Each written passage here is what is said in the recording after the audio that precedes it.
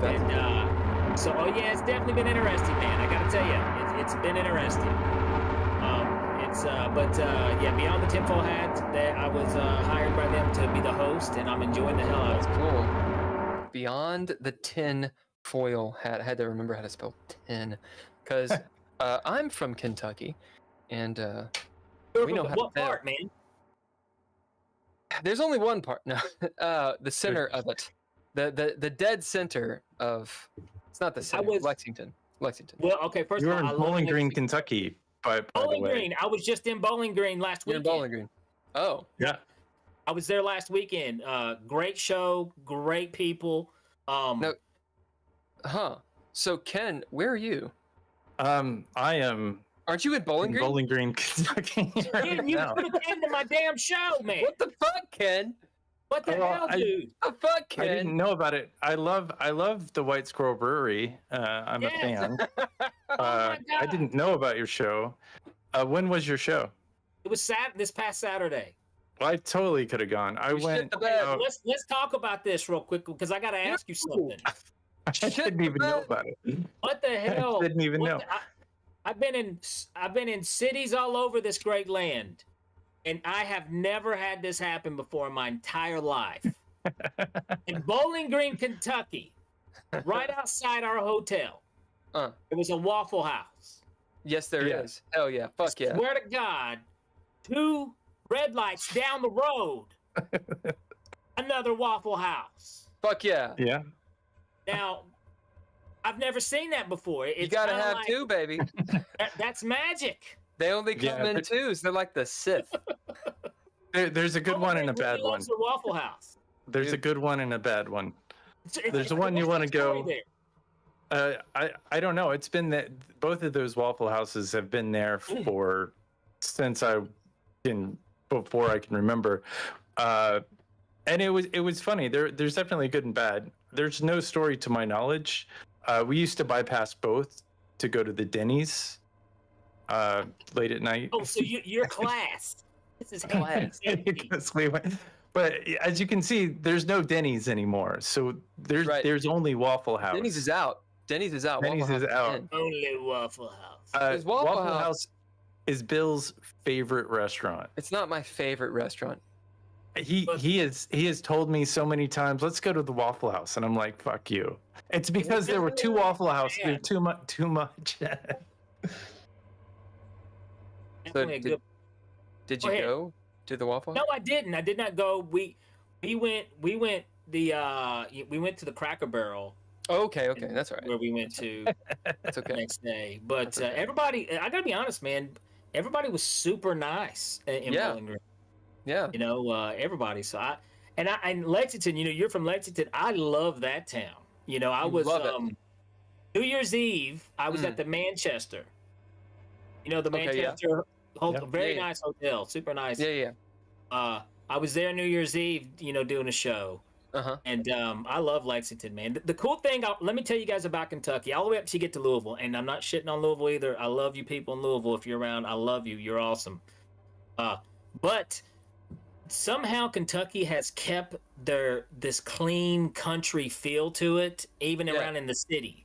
Yeah. You know what I'm saying? Oh yeah. It's a breath of fresh air, brother. You guys really do live in a beautiful place, man. Well, I don't live there. Oh well, where are you at now? I'm in the if you could don't say it. what part of the body do I live in, Ken? Of the country. I live in like the toe jam. He's in I live in like no, actually no, he lives in the butt crack of America. I live directly in the thought of America. I'm in Los Angeles. Los Angeles. Yeah, nice. That's where I am. Florida. Sorta. Yeah. Well, no. It's Not to throw shade at Los Angeles, but fuck. Jesus. I like Southern Cal. It's beautiful. Was there last summer. It's a very beautiful place, though. It really is.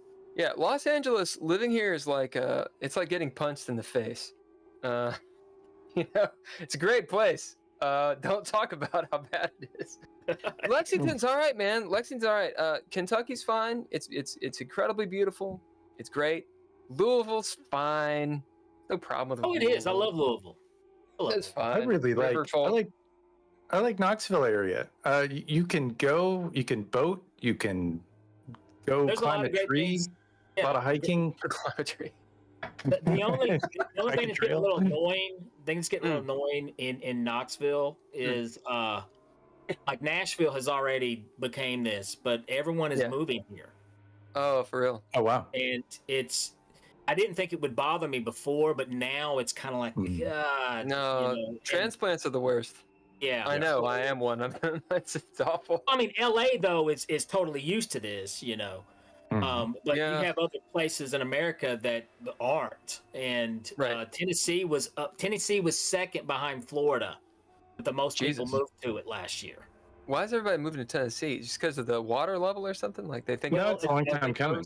Not to even go down this road, but if you want to talk, say the truth, it's politics. Tennessee, regardless of what your politics are, I don't give a damn. I don't care. We love politics. But the more the better. Well, Tennessee is trying like hell to be the most conservative state it possibly can be. So I think you have a lot of your California conservatives who are leaving. They do exist. Yeah, they do exist. Well, they're all here, so they've all moved here, and then that they're moving here. So the self-righteous and conservative, great. My thing is I'm more of an independent down the middle guy, so I piss everybody off. Right. So, but yeah, I mean, that does lead me to I think maybe the first question I have is you do magic in the Bible Belt. Has anybody attempted to like string you up to a tree and call you a witch, offer burning? That's how a magician know that he's killed. You know what I'm saying? I mean, you're like, dude, they loved me. They tried to burn me at the stake last night. Man, I've had over the years, I've ran into those weirdos that really can't differentiate reality from fantasy. Right, they're called religious people, but yeah. Exactly. Oh, yeah. Those people are there. I'll tell you one of the funniest things. Not funny. This was actually sad. Years ago, I was doing a show, and this lady came up to me afterwards, and she said, "Sir, can I get you to hypnotize me? I've lost this jewelry in my home, and can you come over to my house and hypnotize me and help me find it?" Huh. And I was like, "Oh, lady, please." What's that? Did you do it? Oh, yeah, of course. That's besides the point. But those people are there, man, and absolutely. And then another thing, when you look at the comedy side of it, this is something that's not talked about a lot either. But I call bullshit on this all the time. Is in the Bible Belt, a lot of people do get hung up on language. And what you can say, and this is my theory, guys, and you can take this with you for the rest of your life. No, I love it. I think most of your clean comedians are serial killers. So I'm just going to tell you. Here's the thing. Here's the thing, man. When you stump your toe, you say, "Oh shucks," no. You say, "Shit." Then you're definitely wearing people like skin suits if you say, "Oh, exactly." So when you see that comic or that entertainer up on stage, and they say shit or they say damn it, they're being authentic, they're being real. So there's not a dirty comic or a clean comic, there's just comics, and then I've probably met a couple dirty comics in my time. Well, I mean, dirty people. There are some, but I mean, what I'm saying is, but in the Bible Belt, they judge you right off the bat if you say damn it, but then they don't have a problem, with all the freak show that's going on in their bedroom behind closed doors. You know what I mean? Yeah. A lot of hypocrites. That's what I'm saying. Yeah. What's that comedy club in Salt Lake City? I've seen, it's like the dry. Oh, God. You're talking about the dry bar. Oh, my God. I hate it. I hate it. Oh, fuck I will never be on dry bar, y'all. I will never be, because first of all, I think, like, no offense, Mormons. All Drink right? some Coke. Drink some motherfucking coffee, motherfucker. Yeah. They fly them up there. The Mormons fly them up there, set them in front of a studio audience, and then they do their bits. I've had friends that have been on dry bar. I never will be because, I'm not. You like to curse. I'm not that clean. But well, if you're able to do it if you're able to be funny in that dry bar, I guess that's great. It's just it feels censored, and coming from the Bible Belt, actually, fuck what I think about. From your point of view, being a comedian, what do you think about? Maybe not the dry bar in and of itself, but like that censorship in comedy and such. I don't like it because here's the thing, okay? Comedy, no topic is off the table. Remember that, okay? Now, that doesn't mean, though, anyone can make a topic funny. You understand what I'm saying? Like, there's different skills to funny. There's certain comics out there that we have been blessed that can take any topic and make it funny. But then there's a lot of comics who cannot do that. And that's whenever they'll say something and you're like, oh, God, you know, that was... I think... Like Kramer from Seinfeld. Oh, exactly. Well, you know... Yeah, but he wasn't joking, though. That's the problem. You know, that was awful. That guy... He had no Michael, what's his name? Michael Richardson. I love the show. Don't get me wrong. I love the show Seinfeld. I'm a big Larry David fan, but yeah, that was. I like Michael Richardson. However, yeah. He failed. Well, he didn't handle that situation. He didn't handle that situation, you know. But right. Yeah, man, for censorship, dude, it's not. And here's the thing. Also on the dry bar, I do want to clarify. Some really good friends of mine have done dry bar who are very funny. Yeah. So. But now you don't talk to them because they did the dry bar show, right? What's that? Now you don't talk to them. Or now they're canceled. Right. I never talk to them ever again. Ever. They're done. Done. You're out. Yeah, canceling can go both ways. Right. Canceling spelled back. Anyway.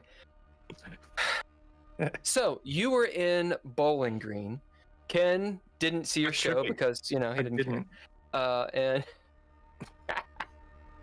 I thought about going that night. I thought about going. I actually went out. I went to a place called Donna's, and because they had a. Even worse, he was out. Oh my God! He's like, I could have went, but I decided to go to one of the 2 Waffle Houses in town. You know why there's 2 Waffle Houses? Why is that? You need that many Waffle Houses in that the demand, baby. Listen, have you ever seen Fistful of Dollars? Oh, absolutely. I was thinking the white trash level must be through the roof if they've got 2. You're in Bowling Green, Kentucky. I've never been more afraid for my life. And I was there with like 4 of my best, actually it was 3 of my good guy friends, and we were there with a woman, and of course she had to kind of pick a little fight with this dude. And I tell you, he's like the countryest, jacked person. He's like that guy from Letterkenny, you know, just full on. Absolutely. But he was like wasted out of his mind. And I don't know what she did to him or said to him, but he like came up to our table and put his hands on our table and looked at all 3 of us, and he's like, "You got a problem with me?" And we were like, "Oh my God, we're gonna die." He started. So the lady you were with. Yeah, she started some stuff. I don't know why. She was kind of crazy. Was she drunk or just okay? Wait, that's how it always happens. And I'm telling this now. Was drunk, but she was crazy. It's always. I love females, I do, but I'm going to tell you. Most men were not as violent as they portray us. Okay, most of the time we get along. It's peaceful, and then some crazy lady, some crazy female comes up in there, and then we got to fight. We don't even want to fight. No. And they will fight you in Bowling Green. They will fight. Bowling Green is like. They'll fight you. Yeah, they'll fight you. They will fight. And I fight like this. This is my fighting style. You know what was interesting? This has never happened before, and it happened in Bowling Green. 3 pregnant women in the audience. Yeah. All around 6 months pregnant. I've never had that happen to in a show. I mean, it was so. I know what you guys are doing in Bowling Green and at the Waffle House. At that. They went to the Waffle House afterwards. Waffle House is amazing. For anyone who doesn't know about the Waffle House, it's because out here they don't have Waffle Houses. Okay. No, they don't. To my chagrin, I don't like it. But you guys have the best Mexican it will ruin you when you go out to Los Angeles or anywhere. It's San Diego. The Mexican food is just another level. Oh, it's on point. Yeah. Well, yeah. I'm living up in the valley, and like that's all there is, and it's glorious. It's glorious. Oh my God, dude. And I speak zero Spanish. Now I'm kind of excited about this. I like In-N-Out Burger. Okay, now I like the burgers. I'll be honest with you, the fries. It's kind of like, what the hell are you guys doing with what? It's like you guys gave up on the fries, but the burger, I really dug the burger, man. And I'm excited that in Nashville, Franklin area of Nashville, Tennessee, is going to be getting the first In-N-Out Burger outside of Cali, baby. All right, so check this out. So, first of all, I don't give a fuck, right? Like I don't give a shit. But of course, I went to the In-N-Out Burger. Why? The Big Lebowski. Absolutely, hell yeah. That's why you go. And when my brother and I drove through Texas to get here, because we decided to go to Texas, I asked my buddy, a guy named Trey. I was like, Trey, we're in East Texas. He said, get out. Where should we eat? He said, of course, you go to the Whataburger. Now, sir, have you heard of the Whataburger? Yeah. I know you have. Yes, I have. Yeah. Litmus test time. In-N-Out or Whataburger? Dude, I gotta be honest with you. Okay? Be careful. Texas has a great comedy scene. They do. Texas is a great place. Texas is a great place. But I think I prefer In-N-Out. Now here's the thing. Here's the thing. Now I like In-N-Out's burgers. Yeah. I like Whataburger's fries. I like their fries much better. And that spicy ketchup, dude, you can't go wrong. Spicy ketchup rolls. Well, here's the thing with Whataburger. So we went to Whataburger, Whataburger, and I was like, "You're like, what do you want?" I was like, "I guess, fucking burger." So the lady hands me the 2 cheeseburgers on the tray, and I, being who I am, I grab the tray and drop it. Why? Because those motherfuckers are like 2 pounds a piece. Oh, they're huge, dude. Ooh. In-N-Out has these tiny pussy ass fucking burgers. They're delicious. They're delicious. But well, you know what's? It's also funny. We coming through Bowling Green, Nashville, coming back home, we stopped at Whataburger. Yeah, fuck yeah. So I do like Whataburger. The only thing I don't like about the burgers, and I guess I could request this, but the mustard on the burger. I don't think they'll oblige. Texas is not good at obliging. Actually, they're not. They're gonna give you exactly what they want you to have. Some of the best barbecue, though, also in Texas. There's a lot of good stuff in Texas. I like Astro Burger. It's probably one of my favorite burger places. I've not had that. What's an Astro? It's in LA. It's a burger chain. Oh. And there's also a place in LA that's great called Good Stuff that is really incredible. I really haven't been anywhere. Anyway, why are we talking about me? We're talking about comedy. Food on the Geeky Gamer Podcast. Food is important. Without food, you can't game. So you cannot game. I'm really interested in comedy. What do you think about Kill Tony?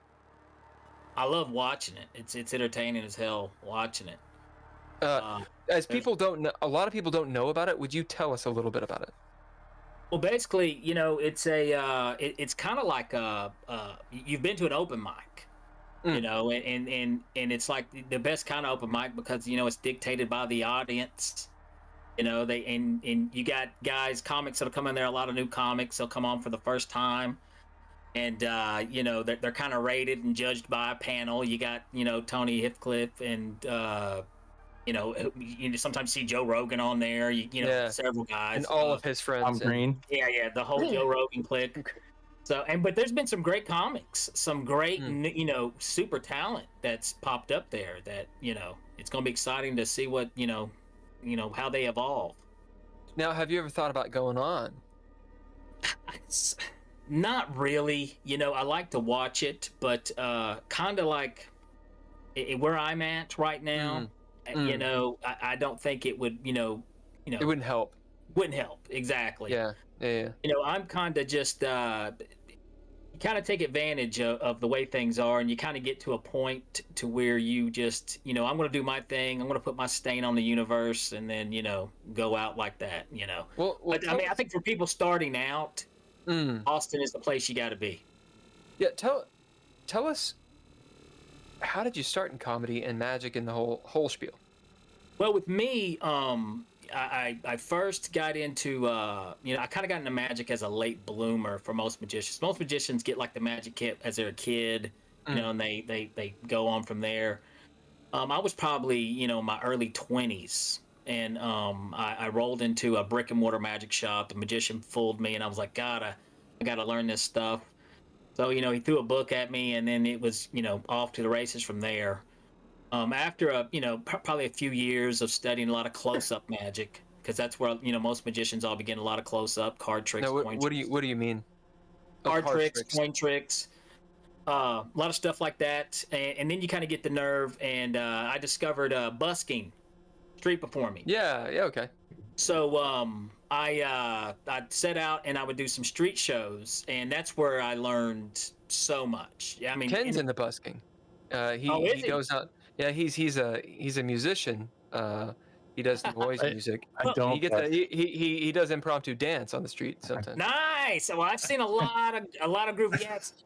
The cool thing about busking, though, man, is it teaches you how to be engaging with an audience, because if they don't like you, man, they can just leave. Yep. So when a busker you have to get the people to watch your show, then pay you afterwards. Mm-hmm. Oh, shit. Right. I mean, you're out there working for tips. So, I did that. And then I discovered, let's try stand up. Went to the local comedy club. In hit Tennessee? the open mic. Yes, in Knoxville. Okay. And hit the open mic there, and showed up as the magician, did the magic show at first. Then I realized soon that you can't learn. Sorry about that. You can't learn stand-up by doing magic, or by playing a guitar, or molesting a puppet. There's the only way that you can truly learn stand-up is by setting up there, bearing your soul, and telling your shitty jokes. You have to have jokes. Yeah. Well, I did that for about 2 years with no magic, just doing stand-up, learning the craft, and then I was able to eventually to meld the two together and make them work, which is not easy, by the way, because a good magic is bullshit and good comedy is telling the truth. It sounds like those 2 years you were quote unquote learning the craft. Are you saying that you were bombing? Well, of course, dude. Well, you got to bomb before you got to fail before you can succeed. Absolutely. Here's the reason. This is the thing about comics. Okay, this is why you're going to meet some of the most humbled human beings on the planet. Is because a comic, unlike most people, and nothing against people who are not comics, but you don't understand this until you've been truly humbled. Comedians have been.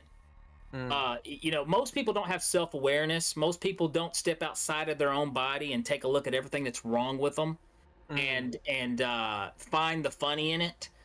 But I bombed. And it was even more difficult because I remember the first show I ever bombed on was called the Giggle Before You Gobble.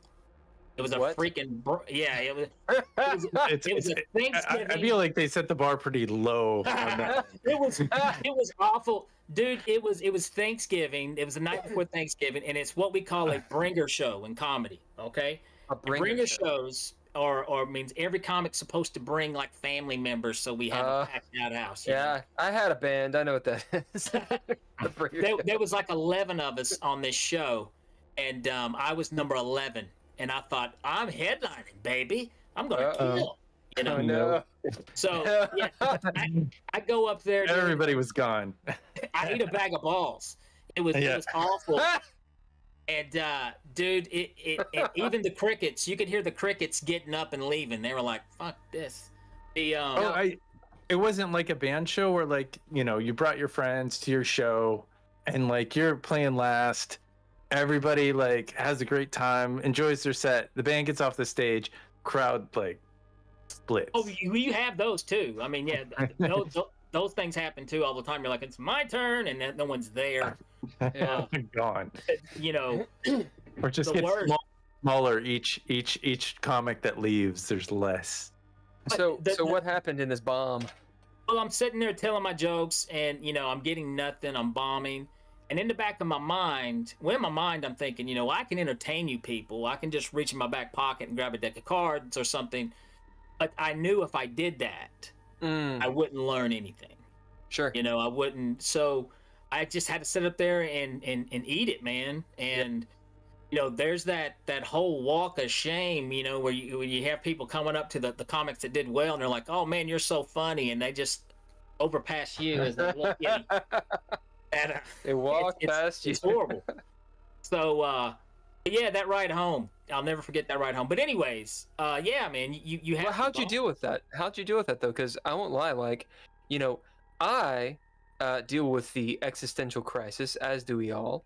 The horrible spiral of, looking into the black and the black looks back at you. I know what that is.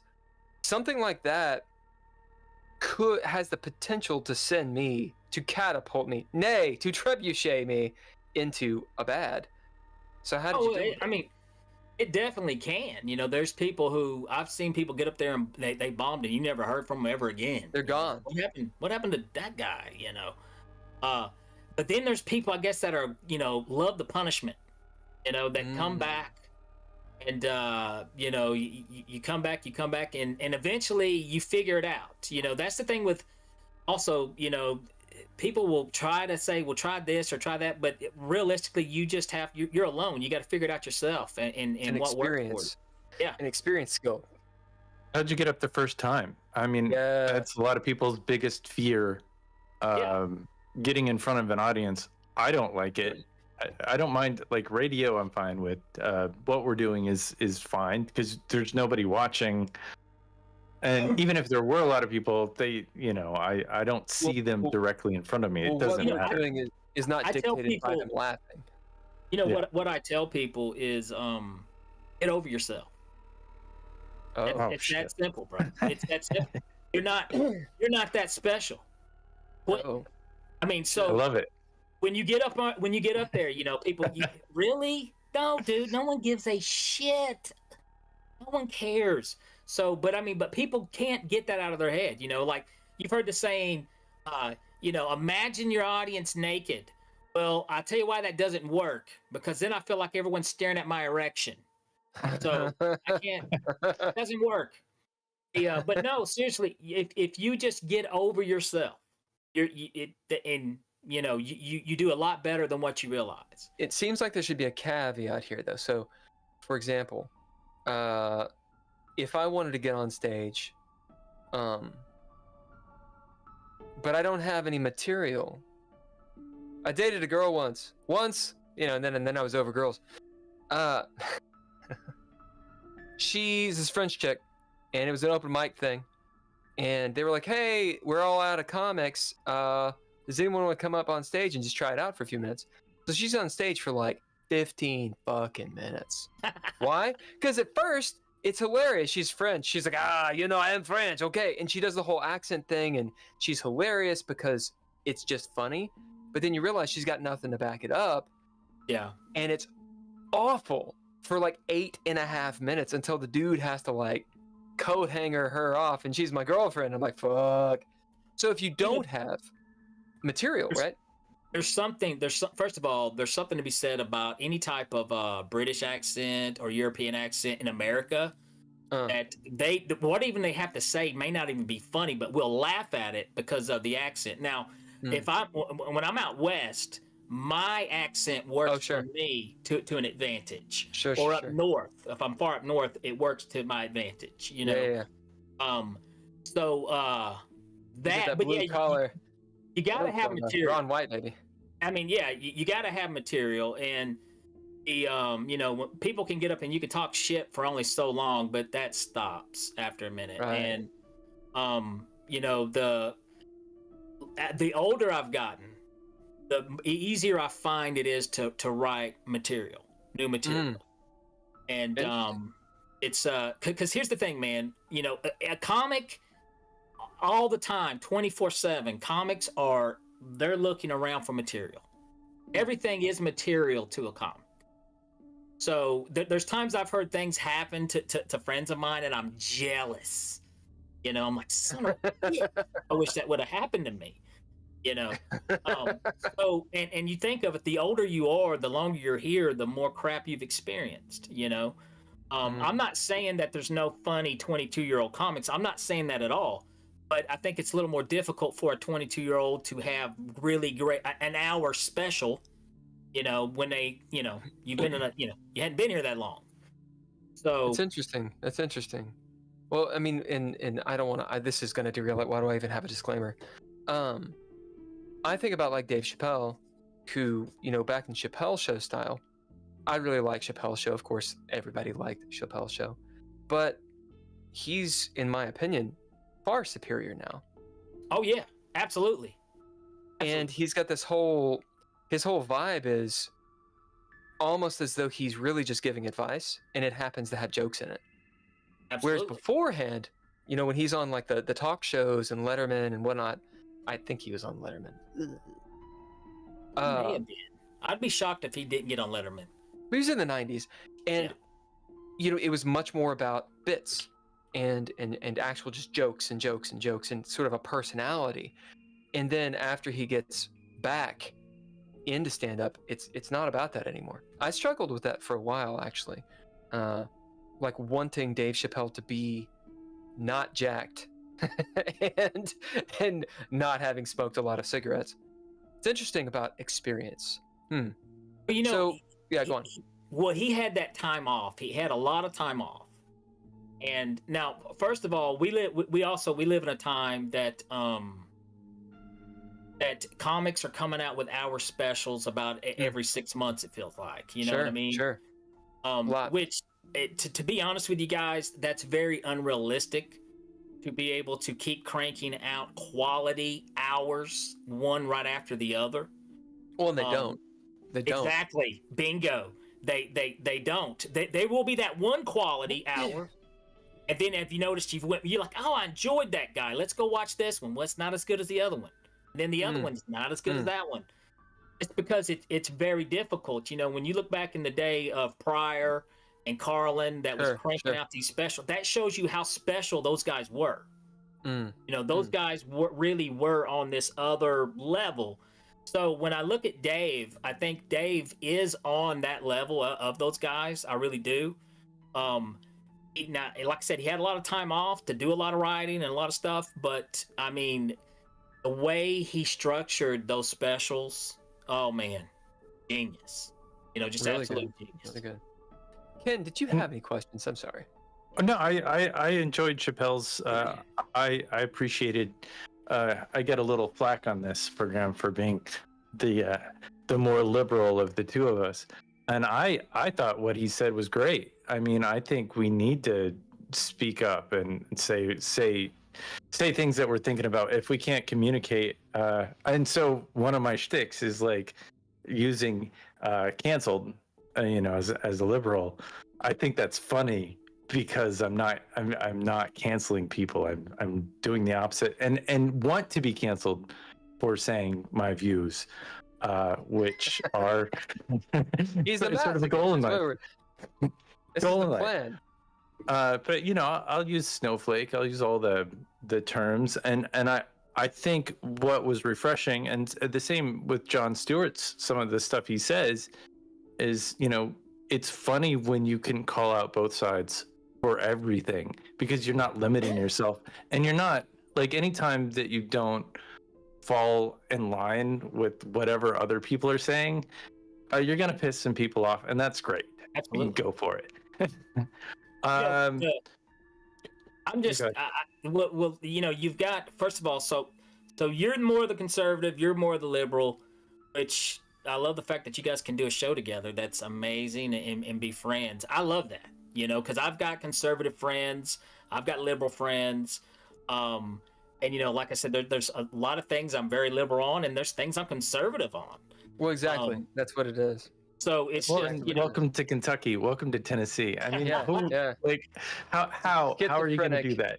Just schizophrenic weather and everything. There's moments. One thing with me is, I'm a big supporter of. And here's the thing: I'm a big supporter of the LGBTQ. I've got a gay son, and he was born gay. I'm not gay, but my sperm is gay as hell. You ordered a gay one. Congratulations.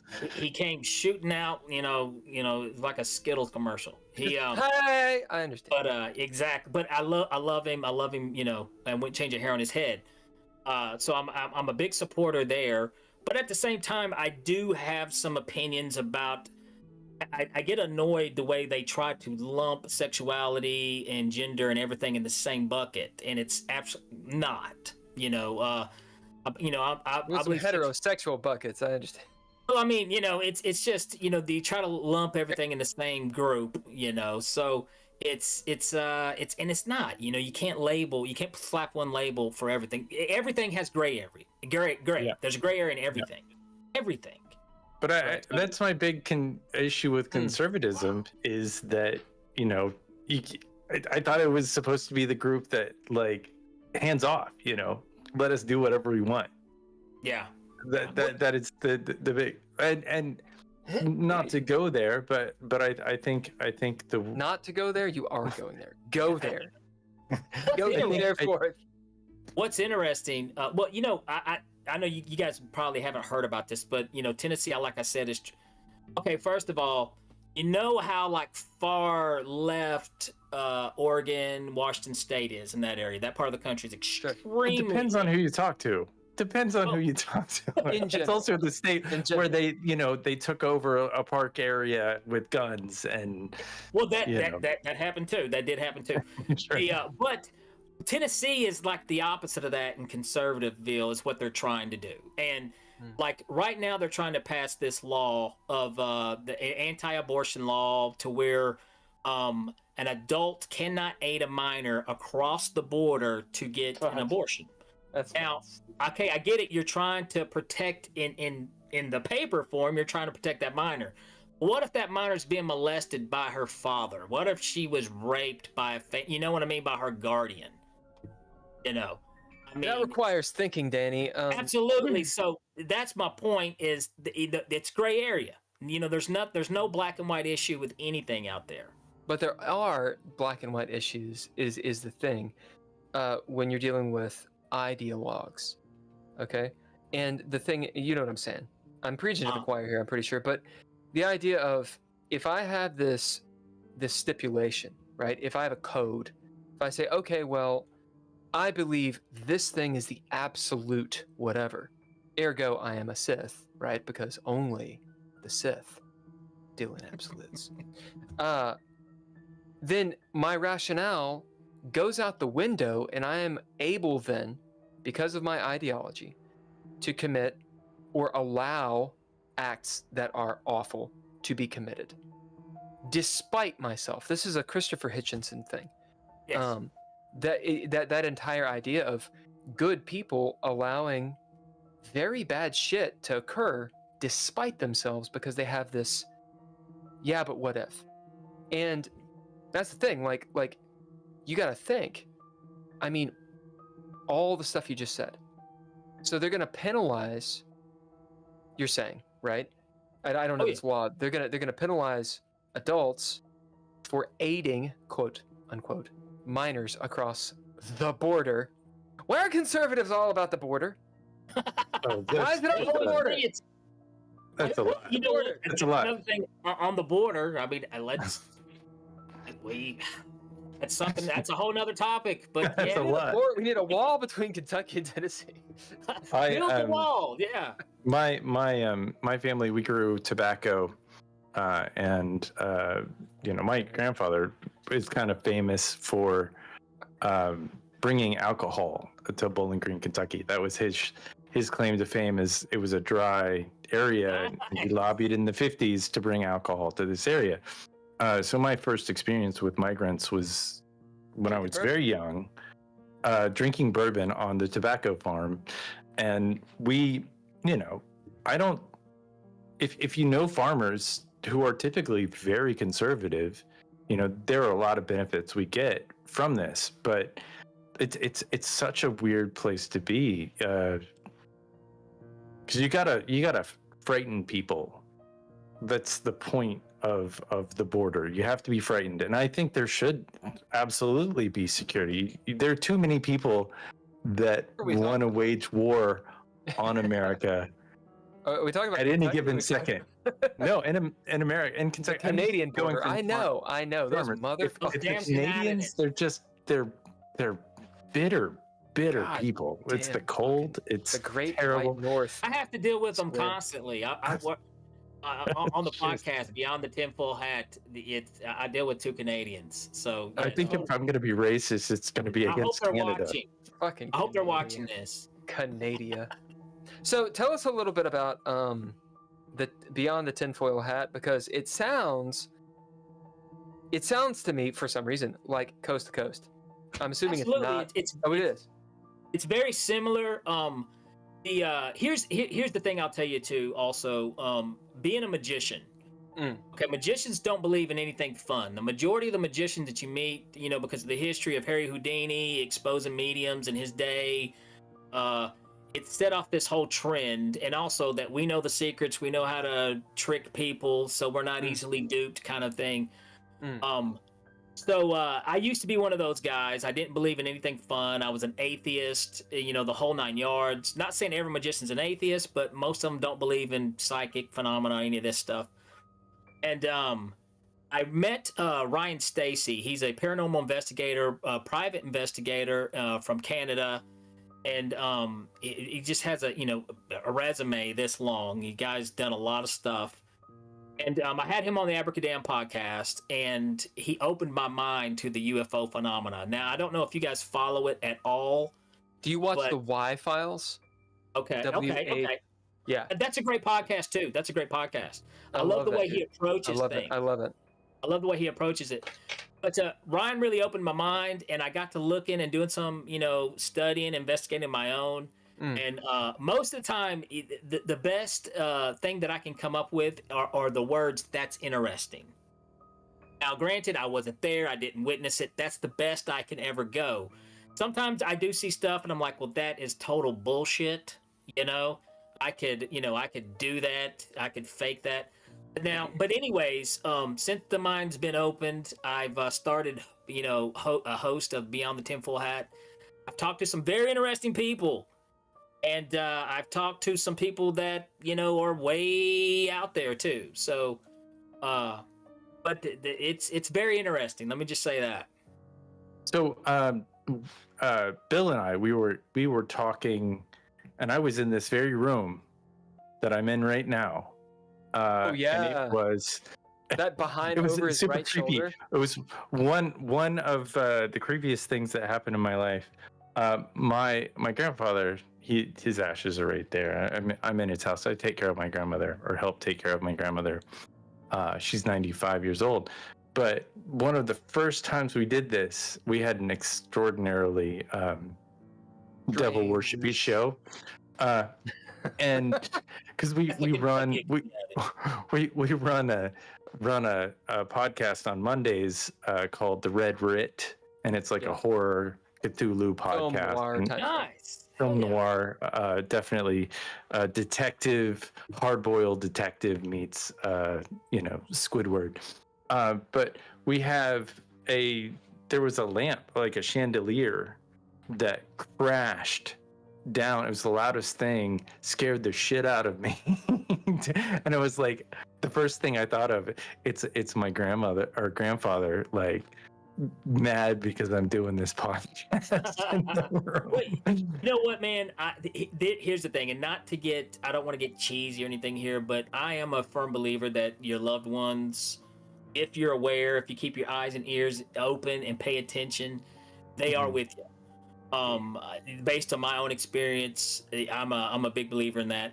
Also, I wanted to say, no offense to your grandparents' house, but I was like, my God, this guy, he's an interior designer to update his background, because it has not changed since I think they built this house in 1960. I feel like my dad is 7 in that background somewhere. That's how. True. Your dad is 7 in the background right here. That's correct. But no, first of all, dude, kudos for you for taking care of your grandmother, man. That's badass, brother. Thanks. Yeah, man, stuff like that. I'm a total believer just based off my own experiences. So, and sometimes even in my show, I make fun of it a little bit because my wife's a big my wife's really into the paranormal investigating. So I do make fun of it a little bit, but at the end of the day, dude, I believe. I do. I believe 100%. Mm-hmm. Every time I see a blue jay, I think of my great grandmother, which is even weirder. Like that her soul and is in all of the blue jays that I see. For some reason, it's like checking in on me. Isn't that weird that we do It is that? So weird.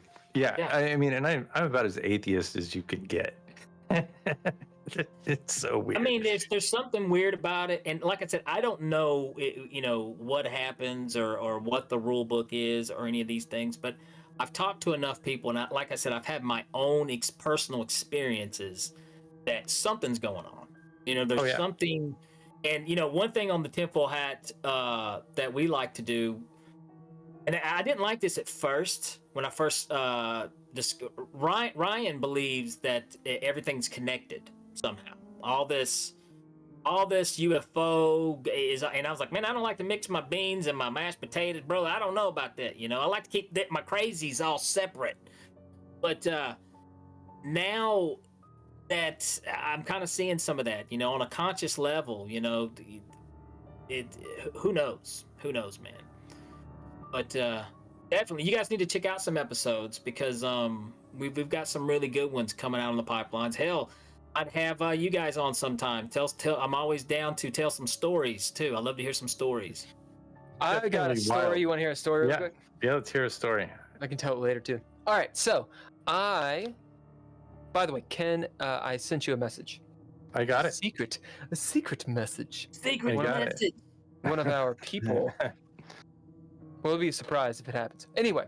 Yeah. Okay, so I used to live in China for a while. Nice. And when I went there, I was fucking around, bipping and bopping to different cities and such. And I wanted to hit up Beijing. I did not. I'd gone into Hong Kong and Shanghai and out west to Chengdu and all these different cities and such. And I went and saw the Terracotta Warriors in Xi'an. And I was like, I need to hit up Beijing before I leave. Little did I know that I would actually get to Beijing, like find some best friends, date that French girl I was talking about, and stay for several years. But I did not know that at the time. So I book a flight. I get one of my Chinese friends to book the flight because it's all in Chinese, and I do not speak Chinese at this point. Hit up Beijing. Boom. Bam, bam, bam. On the flight. It's late as fuck. We're going to arrive at like midnight 30 or so, right? So it turns out in Beijing, at about 11, things shut down. This is 2010, so it was a little bit more conservative for anyone who's listening from Beijing, where they actually go out now. But at the time, they did not. Everything shuts down. There's nothing, no subway, no fucking Amtrak, no buses. Boom. Only taxis. So I get out, and I'm like, fuck, I don't even have a place to stay. I just need to find a hostel. I had this little card, right, for a hostel. And I was like, okay, it's all in Chinese. I'm assuming that's an address in Beijing. So I get a taxi. Boom. Shh. We go around. Taxi drops me off at this bus, airport bus transport thing. I don't know what they call it. Flyaway zone. You guys know what I'm talking about? Where like the airport will take you to a location and just kind of drop you off. Like you have to know where you're going. So I'm on this thing, on this bus, with all my shit.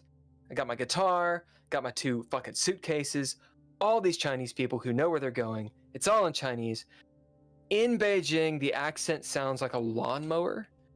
So it's like, that's how they sound. And they're like coming through the, the PA, and they're saying what street it is. I got no idea where I'm going. We're sitting there, we make a stop. Sit there a little bit too long, and everyone turns and looks at me.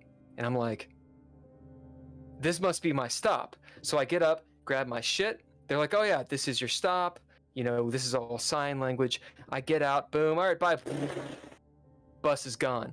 I am in Beijing on like a lifted highway, these huge highways. It's all concrete jungle, high rises and everything in the middle of the city.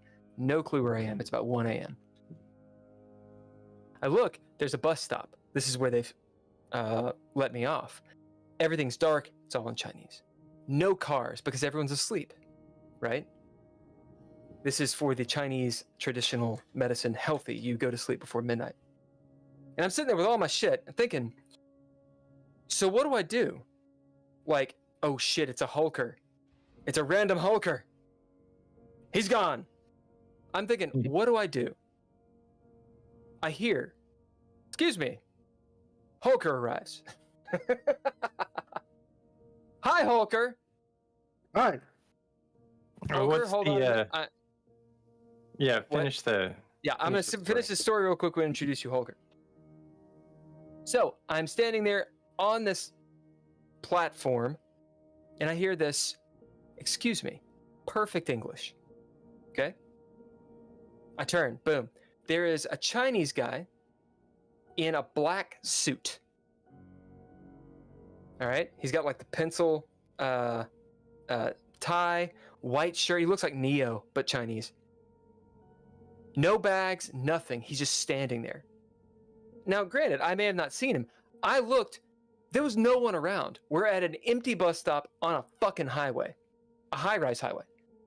Boom, this guy, excuse me. You look like you need help. And I was like, yeah, I don't know what to do. I need to get to this place. He says, oh, let me see that. The card. He looks at it. He says, oh, yeah, you need a taxi. Turns, boom, a taxi comes over the hill, pulls up. I'm like, holy shit, there's a taxi. He says, hold on a second. Goes full Chinese on this dude. Okay, listen, it'll only cost you this many RMB. That's the people's money, for people that don't know. The Chinese money, the RMB. Should cost you this much. This man will take you where you need to go. He helps me with my bags. All right, thanks. I get in the taxi. Now, I'm so shell-shocked. You know, I don't think about it. I get to the hostel, get in, everything's fine. Everything's cool. And I'm thinking, oh, holy shit, that was awesome. Fast forward about 5 years. I'm in America, and someone asked me, they're like, so when you were in China, how'd you get around? And I was like, oh, blah, blah, blah, you know, whatever. Yeah, there's this story when I went to Beijing. I'm an idiot. I didn't know where to go. And I retold the story. And I was like, what the fuck did I encounter? So, take that as you may. Weird. Very. Now, it's completely plausible that Absolutely. the dude was. Who knows? But when I thought about it, I was like, I cannot explain. And many times in my journeys, we'll call them, I cannot rightly explain why I got to the place, but I did. That is crazy. Hey, Holker. Who Yeah. are you, Holker? My name is Who's our Daniel sponsor Holker, tonight? and I am a participant in their games. And occasionally, when I get the chance, I pop into this podcast. Oh, cool. I like gaming, by the way. Let me tell you this. I'm Holker, this is Danny. Nice to meet you, Holker. Hello, Danny. Yeah, I'll be honest with you guys. So you guys play a lot of online stuff, right? Yeah. We play a role-playing game, yeah. Okay. It's not a video game. Oh, cool. A role-playing game. So Yeah. I was always a little worried about playing video games online, because Yeah. most time when I play video games, it's to get away from people.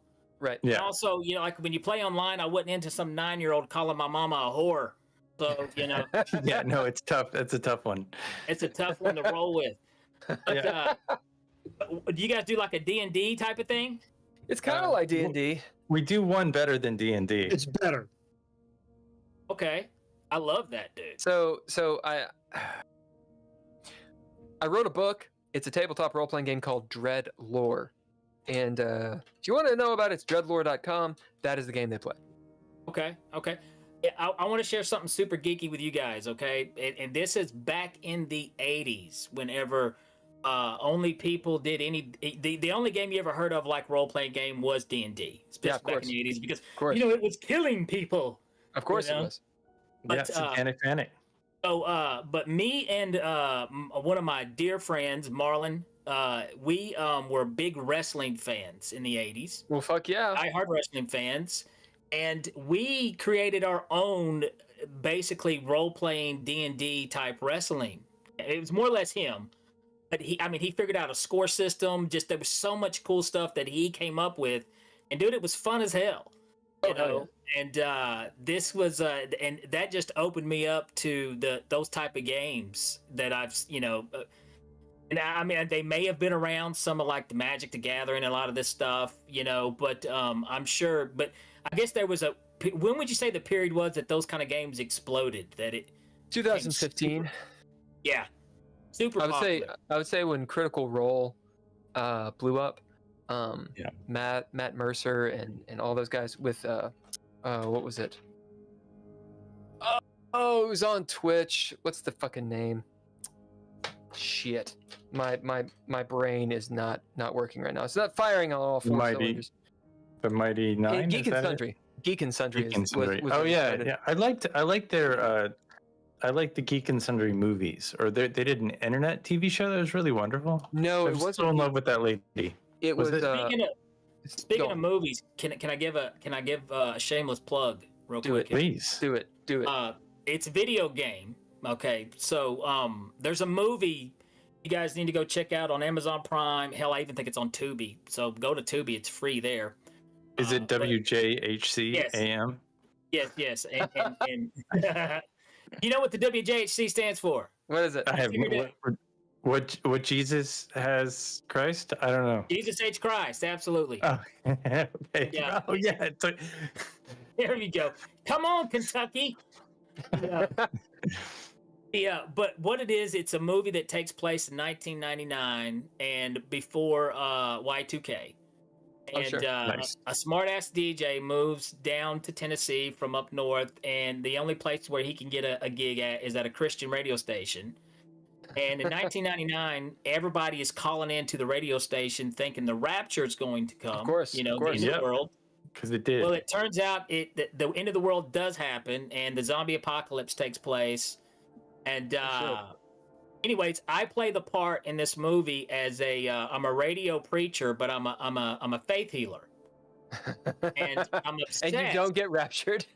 Well, here's the thing. I'm obsessed with the video game Street Fighter 2. Fuck yeah. So whenever I heal people, I Hadouken!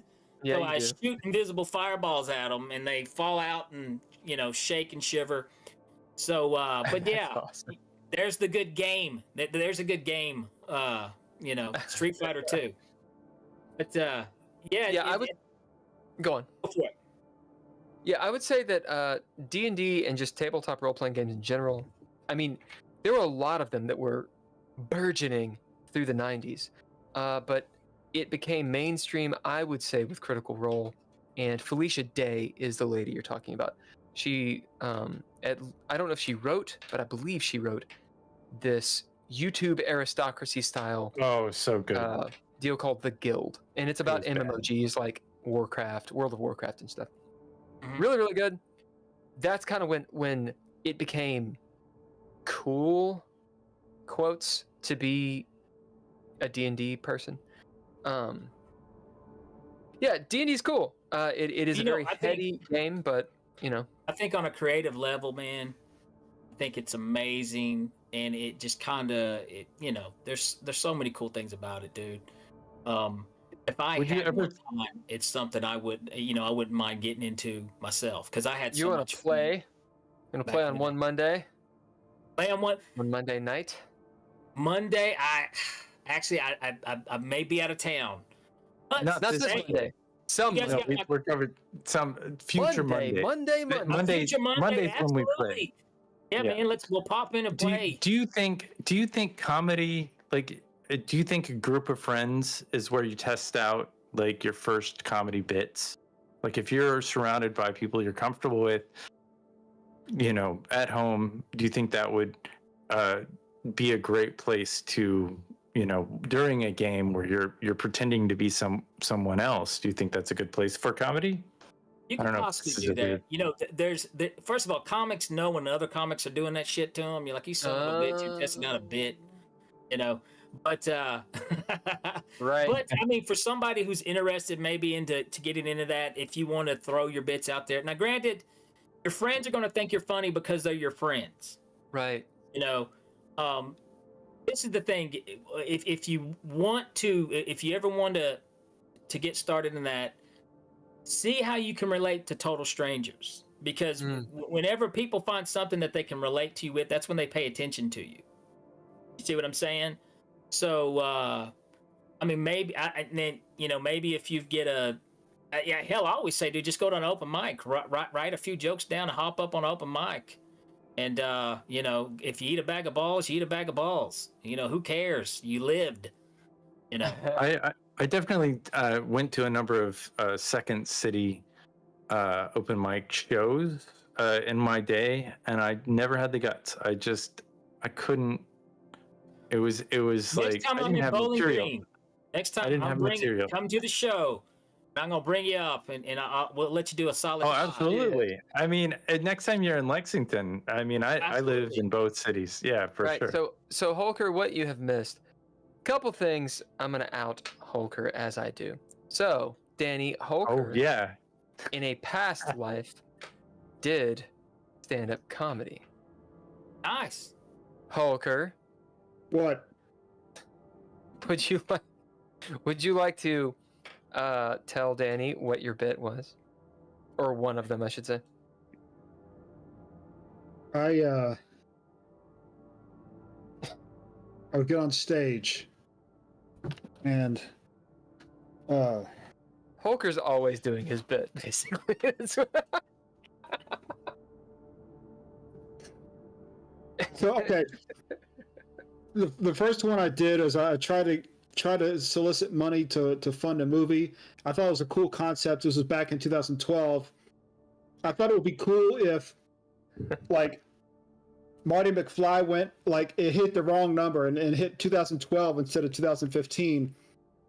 And he ended up in 2012, and he was really, really broke because even though he had a lot of money that he tried to take with him, inflation, right? Right. And he's also an economist, by the way. Okay. Yeah, I thought it would be cool if, like, instead of doing stuff that he did in, like, the other movies, he started playing World of Warcraft. Well, yeah. I mean, everybody right. would. He was like, yeah, let's just play video games. And then he lost his character, but he realized that if he could set his flux capacitor to go back an hour, right, he might be able to stop that. He might be able to stop his character from dying in World of Warcraft. And so he goes back, he logs on, and, like, his character and his current character, like, they meet in the World of Warcraft, right? And they, like, tear a hole in the space-time continuum of the World of Warcraft. And it propagates, just takes out all the backups, and like, there's no World of Warcraft. And he thinks at this point that he can defect to East Germany, but it doesn't really work out. So Holker would go. Holker would go on stage. It's at the time.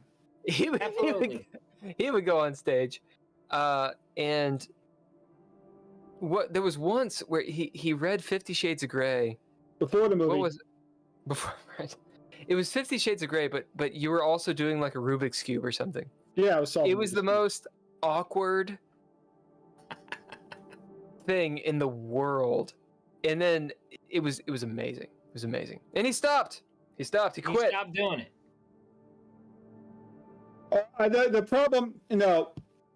The problem with that career choice is I was making so much money that I was running out of tax deductions that I could actually take, right? Because that tends to happen when you go into comedy. It's such a problem, and I had to keep my income down, so I had to kind of walk away. So Danny, tell us how is it making comedy and being a magician. How do you make that a career? Hey, that's funny. Yeah. Yeah, I think it's with anything, any type of entrepreneur, any type of own business. A lot of people are terrified to do their own thing because they like that comfort of having a 9 to 5, showing up, being a heartbeat. Basically, you can show up to your 9 to 5 job and you could just be a mannequin for 8 hours and you get that paycheck. You got that sick day. You like that stuff, that security, you know? I think in order to be a full-time anything, you know, you got to hustle. You've got to, I don't eat if I don't get booked. I don't pay my bills if I don't get booked. So, you know, you have to look at it from that point of view too, you know. So the career can happen. You just got to be, you know, it's either swim or drown type of thing. But I will say this, you know, nothing against anybody with a 9 to 5 job or anything like that, but you think you're secure in your 9 to 5 job, but realistically, fellas, you're not. You're a bolt, you're a screw, and when you wear out, they're going to replace you with another one. Hopefully you guys are smart enough to take advantage of the time you got, make as much money as you can, and when they come to screw you, you know, be ready to screw them. I like where this is going. So that's kind of my point, but it can be done. Take them down. It can definitely be done, man. Yeah, you got to hustle is what you're saying. It's just that you're constantly. That's my experience as a freelancer. I've worked a few full-time jobs in my life, and I would always get screwed over when I was fired. But when I was freelance and had, you know, 5 or 10 clients, or, you know, was kind of master my own domain, not to steal that from Seinfeld, it was a different story because I never went hungry. I was always kind of like working on this and that and the other. I'm out.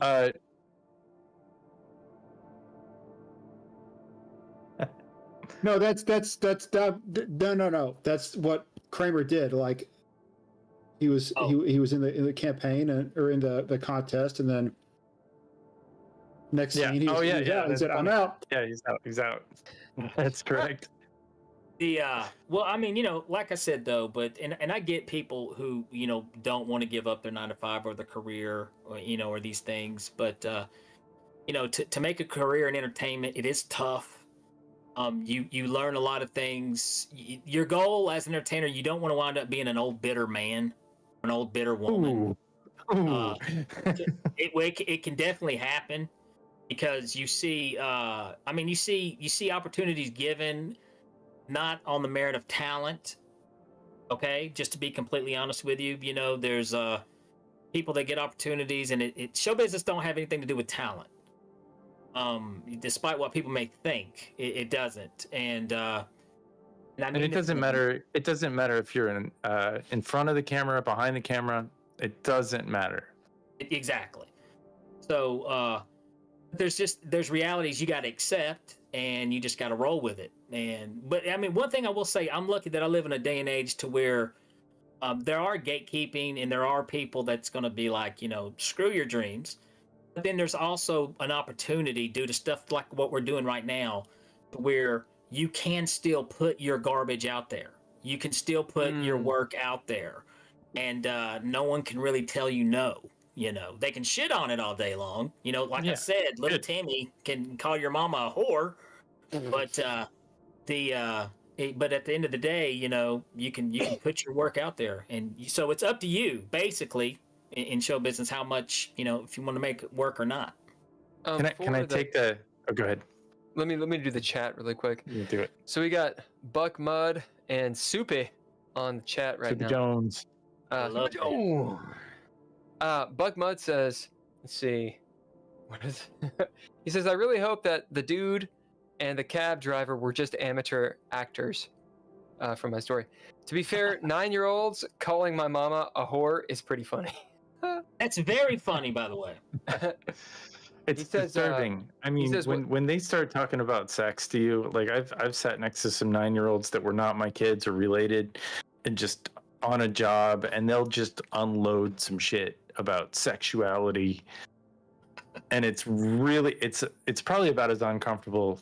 Like, adults can't make me feel that uncomfortable. Do you know what's nuts these days? This is so crazy. Is like a lot of the kids, younger kids, is they're more aware about sexuality than what I believe we were. I mean, you know, I had no clue, you know, and it's like, what did my daughter tell me? Dude, I don't even know the name of it. I can't even pronounce it. She was talking about one of her friends, and they identify as this, and I'm like, well, what the hell's that? And then she told me, I was like, well, isn't that bisexual? No, not really, Dad. You know, and I'm like, what? You know, so I can't keep up with all of them, but it just blows me away. You know, I was like, when I was your age, you know, I wanted to get high. You know, I mean, you know, what's going on? So, just because we were bored a lot. I don't know. I grew up in the 80s. I remember being bored. Me too. Kids don't get to be bored anymore. That's not a luxury that they have. Let me say this. I got to say that you are absolutely correct. And here's the thing. That is sad that kids aren't bored no more. It's sad that no one is, because we have a cure for boredom right away, you know? And as soon as we get bored, we've got a phone, a screen in our face, and we can watch another video, this. And this is what sucks about not being bored anymore. Boredom is the number one recipe to creativity. And, you know, I know I sound like the old man griping here, but I'm afraid of art, creative art. No, you're right. Necessity breeds innovation. So if you are bored, you have to, for example, if you were an only child, or if you were a child that everyone else was a different age or whatever. For example, I've got an older brother, but there was a period of my life that my older brother he's the older brother. Like, you know, he's got his own friends, and I'm like some fuck off 8, 9, 10, 12-year-old. You know, if you're 18, 19 years old, you want to hang out with your 11, 12-year-old brother, right? But what that occurred, or what that caused to occur, was I am never bored. Ever. Why? Because within me, I will have something to do. By the way, Soupy says, "Hi, Danny." What's up, Soupy?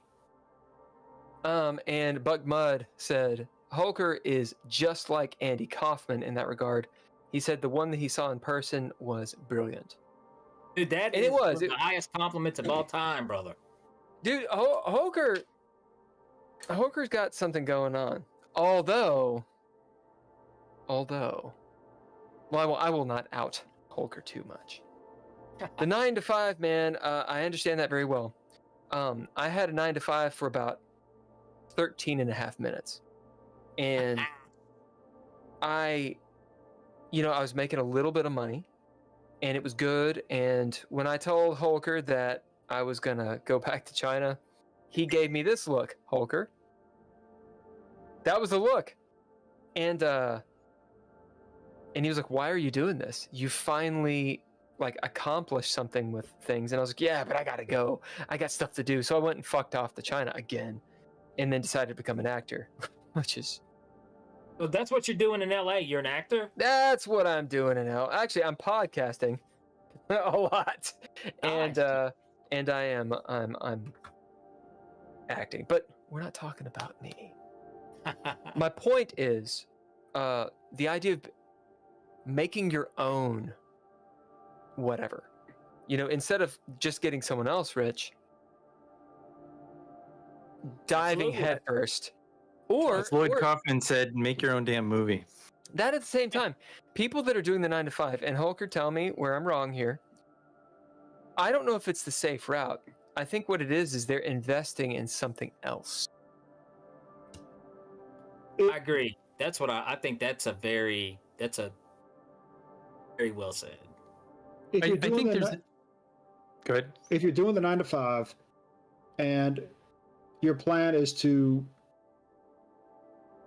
grow as in terms of your skill sets, and to just be in a much better position, I think it's not a bad thing.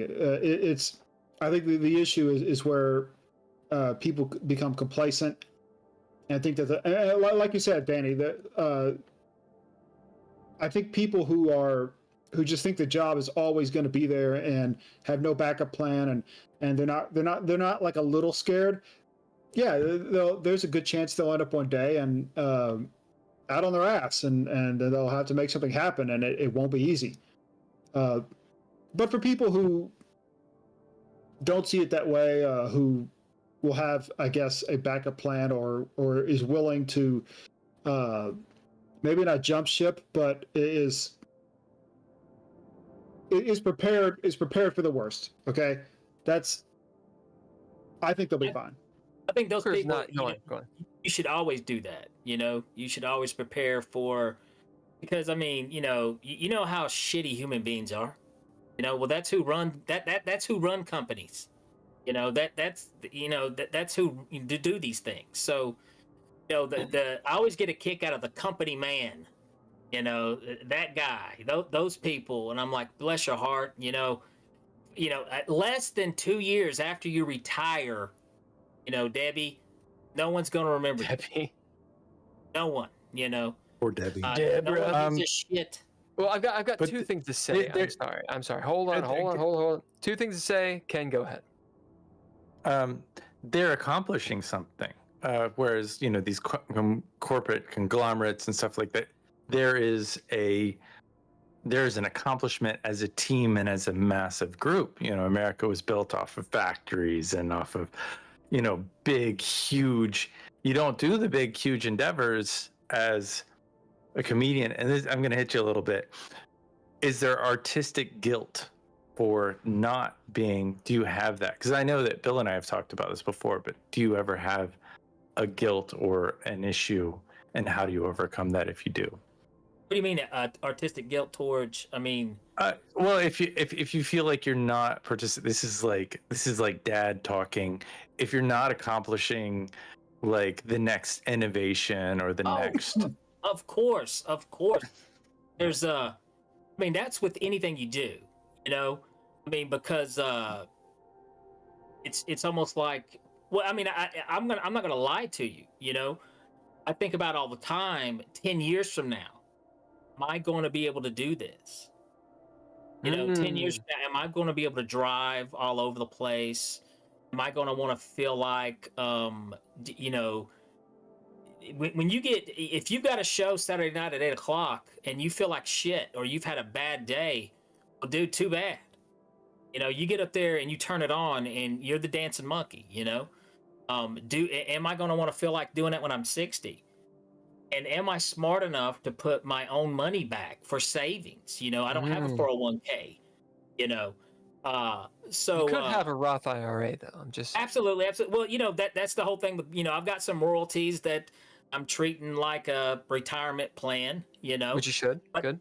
But a lot of people don't think that way. So, and I mean, yeah, there is that guilt. I mean, there is times because I think there's a lot of fantastic comics entertainers that we've never heard of that were amazing. They died sleeping on a couch somewhere, or homeless, or in a hotel room. That was their sacrifice, baby. I'm just. And you know what? That's exactly right. But what it is. I had a couple jokes, but whatever, doesn't matter. Had to do with I ruined your jokes. I know. Ruined your jokes. They were really good. They were really good anyway. I didn't want you to move forward. So that leads me to. Ben, I don't move forward. I didn't want you to. If you succeed before I do, Soupy says, job security is a myth. I've heard that changing jobs every 2 to 3 years is the way to go. What do you guys think about that? Always on the hunt. Nowadays, that's what they do. Yeah. A lot of people do that these days. You gotta find a new job before you're fired. You get that job, you look for another one. That becomes another resume line item that gets you into the next one, because the AI, they'll look at your resume and they know. Speaking of finding another job, did we talk about this? Like, how do you get your jobs? Like, are you calling clubs? Do you have an agent? Well, yeah, I work with some agencies. Also, you send emails. You're constantly sending emails out to venues. I get a lot of corporate a lot of private, man. I do a lot of private shows too. You know, that's where what was it like? What was it like working for the Baked Bean Company? I mean, that was fantastic, man. The Bush's Baked Beans. Yeah, Bush's Baked Beans. That was great. The you know what was interesting when they booked me for that? They put me in the original Bush's home. Okay, they've got that set up for guests that they stay in it, you know. And first of all, you talk about haunted. Yeah, that bitch is haunted. But it was wonderful. No, man, it was wonderful. We stayed in the Bush home, and you know, I did 3 shows out there for them. Fantastic crowd. Did they make you any beans? Hey, Bowling Green, what are you all talking about? Bush what? I mean, did they give you some baked beans to eat? What in God's name are you talking about? Bush's Baked Beans, corporate show I did for Bush's. Corporate gigs are great. I mean, that's the way to do it. Bush, talking dog. Were they wearing suits? I think some of them, you know, hell. But I was there for the employees, you know. They're a bean company and they wear suits. Dude, absolutely. It's weird. But I will say this, dude. It had the most rancid smell. Oh yeah, which was ironic. But yeah, it is. It's appropriate. I don't know what the damn smell is, but it really reminded me of the here in bourbon country. You know, it reminded me of like one of those bourbon places. If you get too close, it's got that weird. Oh, those are great. I mean, I love it. It smells like Cheerios to me. I used to rent an apartment down by the river in Frankfurt, and I used to smell bourbon or whatever it is they were cooking up on the Kentucky River is like 75% bourbon. Yeah, it's pretty sure. Don't drink the water. It'll kill you. Okay. That's the Kentucky River. That's good. Yeah. Tennessee River is 75% hepatitis. That's right. Yeah, it's because it comes out of Kentucky. Anyway, right. So what we were talking about, ghosts. We went from ghosts, we went everywhere. Yeah, but the reason that Holker jumped in, all right, is because I messaged him. He was like, "Oh, hey, I might be on." This is not how Holker talks. He said, "Hey, I might be." I'm not gonna do Holker in front of Holker. He said, "Hey, I might jump on," and I was like, "Well, this dude, Danny, he's the host of Beyond the Tinfoil Hat, which can be found on Spotify." It's Spotify. We stream live on YouTube, and actually, we haven't announced it yet, but I just got word that we're moving to 6 p.m. on Tuesdays on 6 streaming live p.m. on on YouTube. Tuesdays. Does it stream directly into the consciousness of a select listener who takes these messages very personally and realizes that he might also be talking straight directly to God? Possibly, absolutely. I will. You guys want to hear a crazy one real quick? We want to hear it. This happened last episode, and you guys can go watch this episode if you want to. Okay. I had a guy on. Oh, what was his name? Damn it, dude! I'm sorry. I apologize. I can't remember the name. That's a wild name. But he called this upside vision, is what he calls it, and basically, he sees like images, like holograms, and he sees things from that hasn't happened yet. If you want to call it psychic phenomena, that's that 4D shit, man. But he's been like, they've actually studied him at the Ions Academy, and you know they've done a lot of testing on him and stuff. That's a place where the government funds these things. So the guy's got some legitimacy. You know, he's not just some crackpot. You know. Yeah. Is it Tom Matt? Yes, Tom Matt. Is he the dude who is he British? No. Good. He's not Canadian, is he? No, he's not Canadian either. Actually, you know what? Tom Matt, I think he's in Georgia, so he's not too far at all. But this was interesting, and I didn't even tell him this. I haven't even told him this. But this was last week, and before we got off the show, I said, "Tom, when was the last upsight vision that you did?" He goes, "Well, hell, I can do one right now." And I said, "Well, let's do it. Let's do it right now. This would be great." Whoa. And this is what he says. He goes, "Okay, I don't know what this means. It makes no sense to me, but I'm seeing a guy in a bowling alley. He's getting the bowling ball. He's bowling, and it's a gutter ball." He goes, he starts laughing. He goes, "I don't know what that means, but this might have some type of correlation to somebody watching. You just give it a few days, you'll see. I don't know. Well, I didn't think nothing of it. Once again, I made The Big Lebowski. I was like, boom, it's one of my favorite movies. Why not? Well, then this though. Tell me you guys' opinion on this. What do you think? So, I'm doing the old social media thing where I'm having to post to my show. And where was I last weekend? Fucking Bowling Green. Bowling Green. Where am I now? Bowling Green. Yeah. Bowling Green. So I thought of it and I was like, well, that's interesting. Coincidental. Now let's be honest. Yeah. Let's be honest. He could have Googled me before the show, and he could have saw where I was going to be. That's rational thinking 101. Or he Did you bomb? What's that? No. Did you bomb? No. Well, that's not a gutter. It was a great show. It was this is the only thing that I can correlate with that is, and I mean I'm kind of reaching here too. I'm reaching here, but Bowling Green, was he thinking like green as no good, as being new to something? Mm-hmm. I don't know. I see what you're saying. Well, Ken. Yeah, I mean, Bowling Green came from like the idea of like I guess they had a flat area and it was grass, but they didn't have bowling alleys at the time, and they just bowled on the grass. I don't know. On the grass. That's how they did it. Holker, any thoughts? Maybe that's it. I would like to add to your bowling story. One of our caretakers' nephews is a bowling professional. Like he's like a 16-year-old who's like number 9 and bowls like a 270 or something like that. Really, really good. So anyone who knows, 300 is perfect. Yeah. So that was a story that I had last week. I mean, how often do people they bowl? Bowling is a big deal. Bowling every weekend. I do want to talk about a technique. Bring it back to kind of like magic here for a moment. Yeah, sure. Yeah, do it.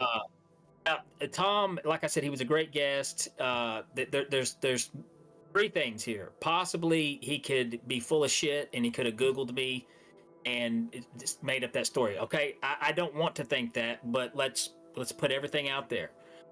2, he could be the real deal and he nailed it and didn't realize he nailed it. Okay. Or 3, he could have been telling me exactly what he saw and it may not have nothing to do with me. I was just, looking for something to connect with, But I will say this, okay, and this is in the land of magic and mentalism. There's a technique that, and not to expose anything, but there's a technique in mentalism to where it's the 80% rule. It's to where they don't get it 100% right, but they get 80% of it right, and then they let you do the rest of the homework. And when that happens, that makes the experience more powerful on your end. Okay, right, now they did it. Absolutely.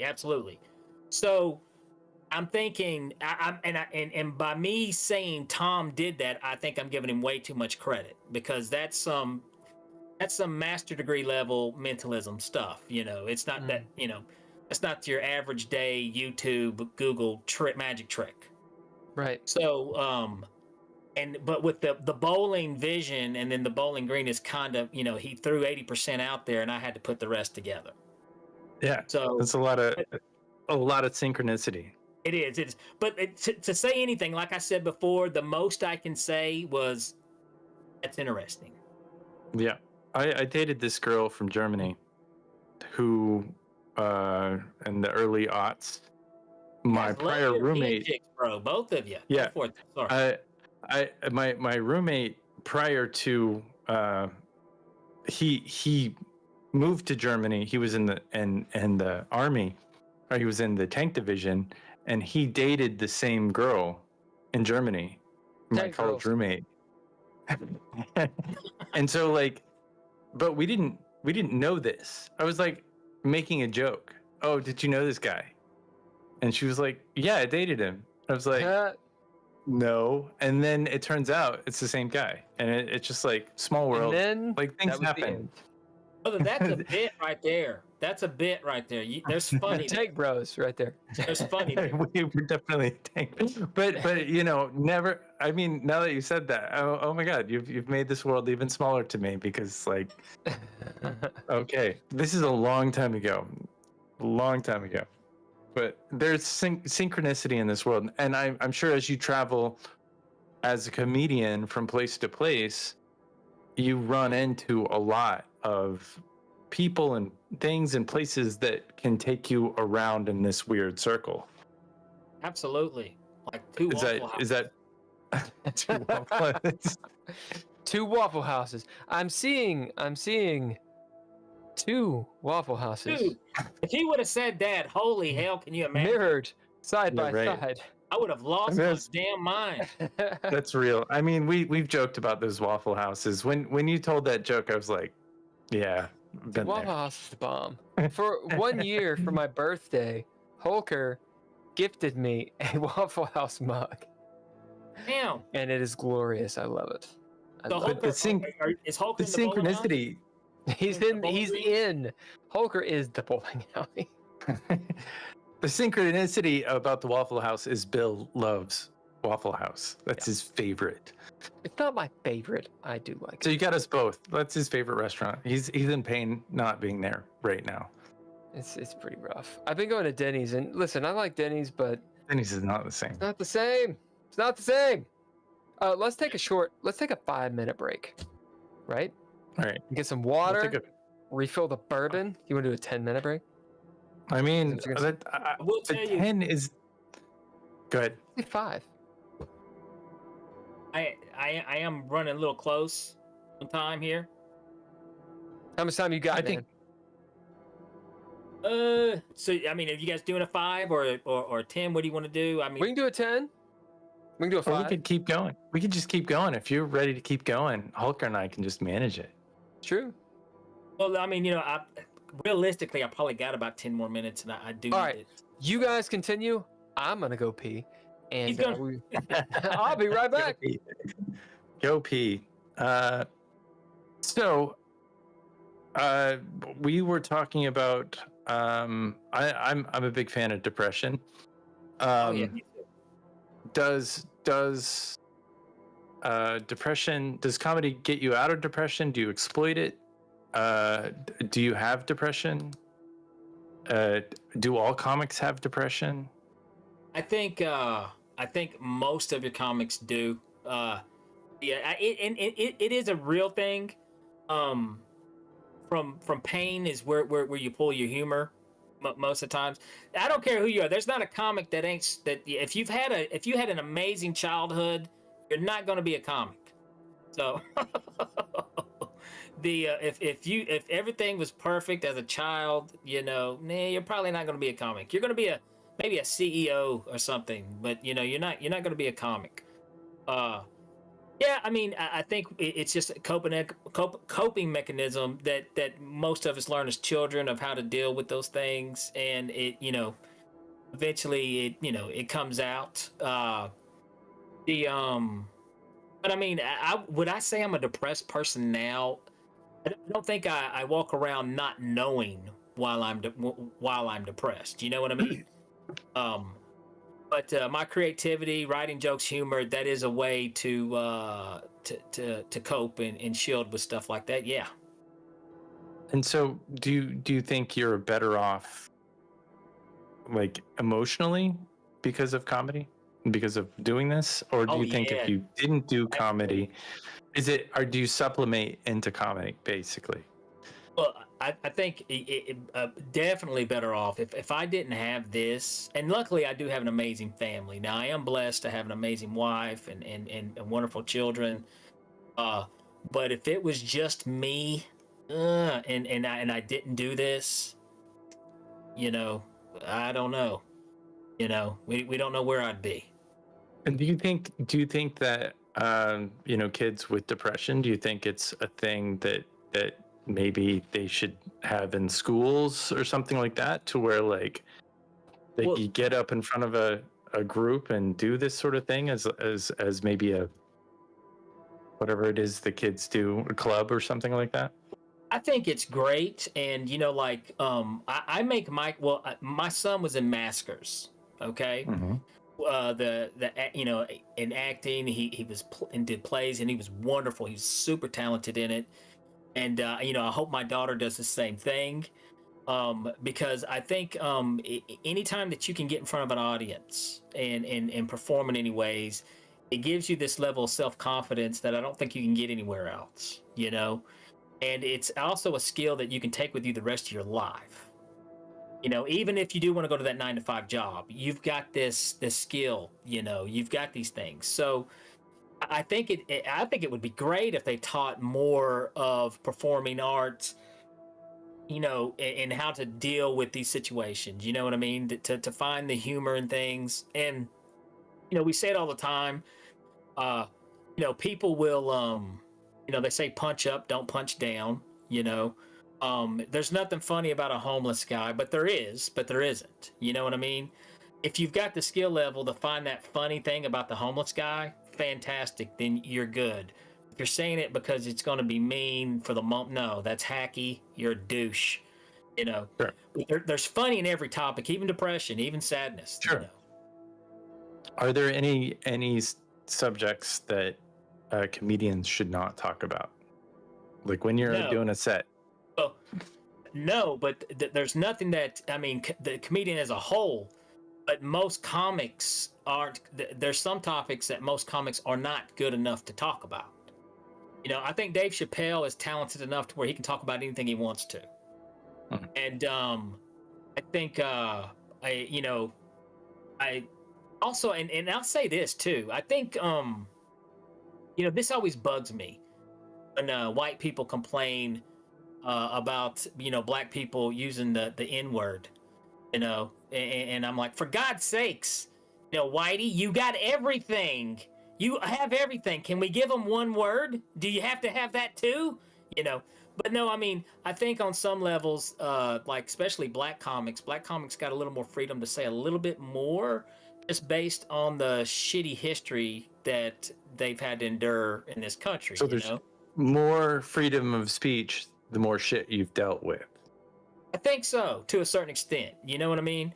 Like a black woman from a war zone where she was exploited can say anything. There's nothing off guard. If she says something, it is totally game. For the most part, there's things that they can say. I think that they've got a little more freedom to say. Now, granted, there's some things you shouldn't say whatever the hell you are, and you've got to be super funny to make some topics funny. You got. It would probably be better if she had good timing. And timing is everything. If you want to know the truth, that's the truth. Do you okay, topic jump. How did you get a Guinness Book of World Record? That was a cool experience.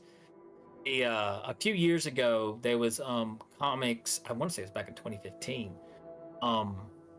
A comic, Chad Ryden was his name, and DJ Buckley out of Nashville, Tennessee, came up with the craziest, dumbest idea in the world of having the longest running comedy show ever. So it was an ongoing comedy show of like 186 hours or something like that, nonstop. This is a nonstop comedy show. It's almost a week. Oh yeah, it was, absolutely. And so we all got to participate and play a part, and this thing had to keep going, and you couldn't get up there and bomb. And I got to participate in that and help, them break the world record. So that was a super cool moment that I got to participate in. But comics from everywhere were coming in to perform on that too. It was pretty badass. Where did that take place? It took place at the East Room in Nashville, Tennessee. Oh, nice. The East Room, that's a pretty cool venue. I've been to a lot of shows there. Yeah, that's definitely So and it was pretty cool experience, man. So I always got to toss that out there. Do you have any questions, Hulker? Or do you have any thoughts? No. So, Zach Galifianakis. Love him. But you don't do that to your audience or your people. You mean like like making somebody feel uncomfortable on purpose? No, okay. My show, no, I that's one thing I don't do. I don't. My show is very interactive, though. It is very interactive. And But you do crowd work, or is that different? Well, it's a form of crowd because being a comedian / magician, I bring people up there with me. So my show, I do tell actual stand-up bits. And then there's correlation. You'll watch the show and there'll be a callback in my show, but in disguise of a magic trick. So something amazing will happen, and then you'll also get a callback to a joke, and you'll be like, oh, and then the crowd they get it, and they, but there's times that I don't mess with people or embarrass them or hurt them. Like there's one routine that I do at I bring 2 people up on stage. And the audience is laughing at them, okay? The people on stage have no clue what they're laughing at. But then at the end of the routine, the joke's on the audience. Oh, it's wonderful. Oh, it's gold. And I love it. And I'm like, no, you assholes. You guys, these people are the cool ones. You know what I mean? Yeah, absolutely. I love doing stuff like that. And there's times that I've brought people up, and there's 2 people you do not ever want to bring up on stage. You don't want to bring the person's dying to come up. Like, I want to screw you up, Mm-hmm. And then you don't want to pick the person who's deathly afraid, because you don't want them to be in therapy because of you. Yeah. The only time that I ever make anybody look stupid is if they try to make me look stupid. Hecklers? And what's that? Yeah, hecklers. Yeah. If you get a heckler, which, fuck them. luckily I don't get a whole lot. I don't, but if you do, I'm guessing one of your shows, it's like a party, so everybody's kind of in, and it's fun, and you probably don't give people enough time to heckle. I bet you go from one thing to another. And it's just like a lot of movement. It's very awake and it's very upbeat. I mean, from the clip that I've been playing, it's just like you are moving around and putting 110. How much weight do you lose every show? You know what's hilarious, dude? This is hilarious.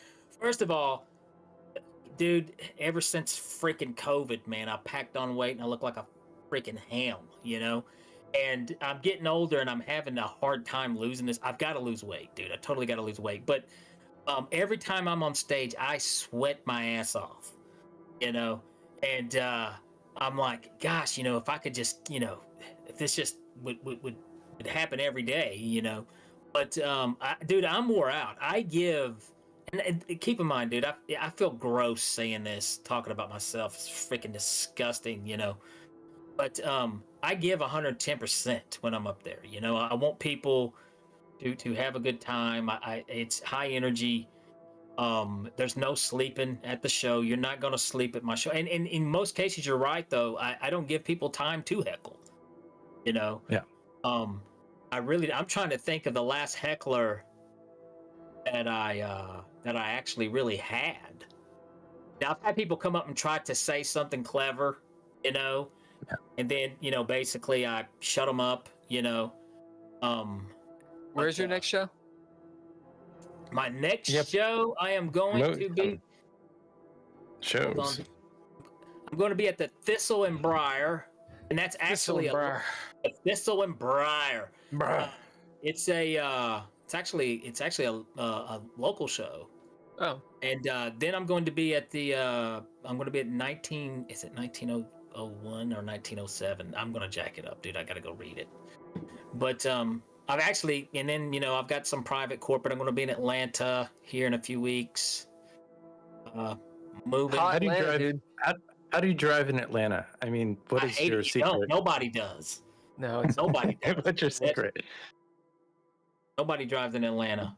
Watch Tron and imitate. Or LA. No one drives in LA either. Yeah, everybody drives in LA. After 10 o'clock, they drive. Between the hours of 10 p.m.